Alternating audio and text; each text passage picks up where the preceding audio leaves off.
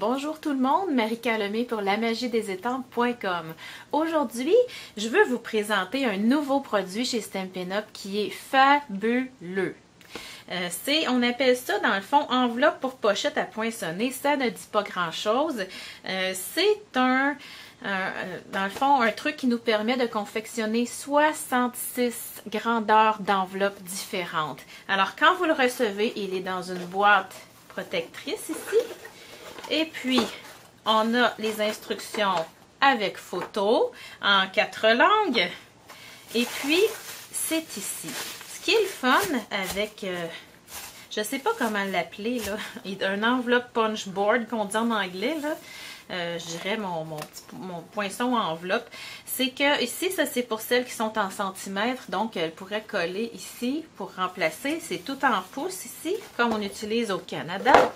Donc, quand on le reçoit, c'est vraiment sous cette forme-là. Avant de vous montrer comment faire l'enveloppe, je vous montre la carte que j'ai faite tout d'abord. Alors, j'ai utilisé le nouveau papier design qui est dans le catalogue des fêtes, qui s'appelle Design Temps Frisquet. Et je veux vous faire remarquer quelque chose.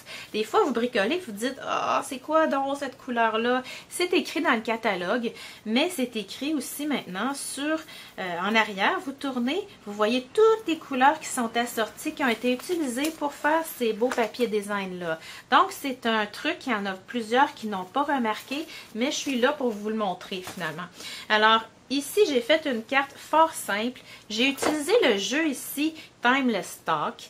Ça a été mon coup de cœur presque premier dans le catalogue de Stampin' Up.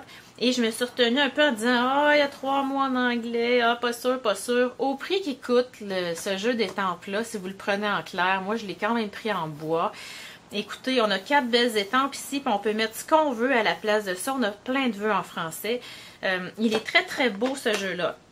Donc, j'ai été dans des teintes que j'utilise pas souvent, mais je suis restée dans le même papier design, donc 3 motifs dans ce paquet-là.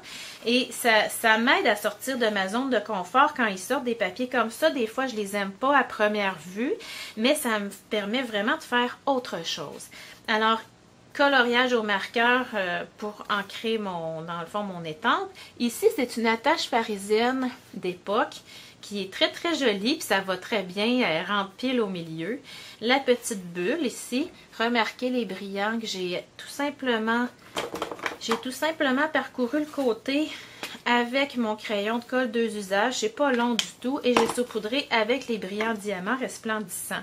Ici, ce sont les pois sucrés de Stampin' Up. Donc, on n'a plus besoin nécessairement de les monter automatiquement sur une attache parisienne. Ce sont 3 petits points qu'on colle comme des points, des petites perles, des trucs comme ça. Donc, mon design est très simple, très épuré. Je veux me faire une enveloppe pour aller avec. C'est génial.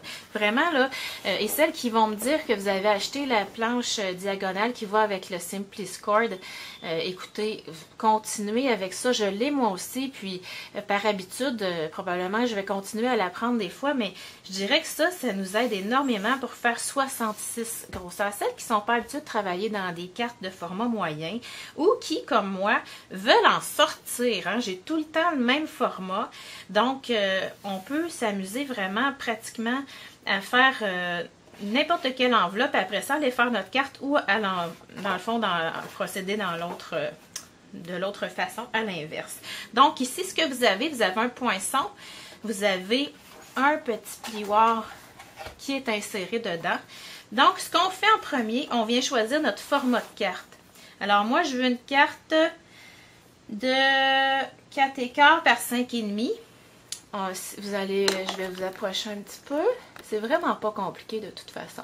Donc, 4,25 par 5,5. On me dit paper size. Donc, mon format de papier que j'ai à couper, c'est 8 par 8.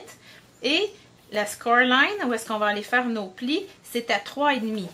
Donc, je viens tout de suite me placer du côté gauche à 3 pouces et demi. Oups, excusez-moi. Je vais vous reculer. OK, alors je suis venue me placer à gauche à 3,5. Et là, je fais un trou et j'insère ici, il y a une petite rainure. Je fais mon pli.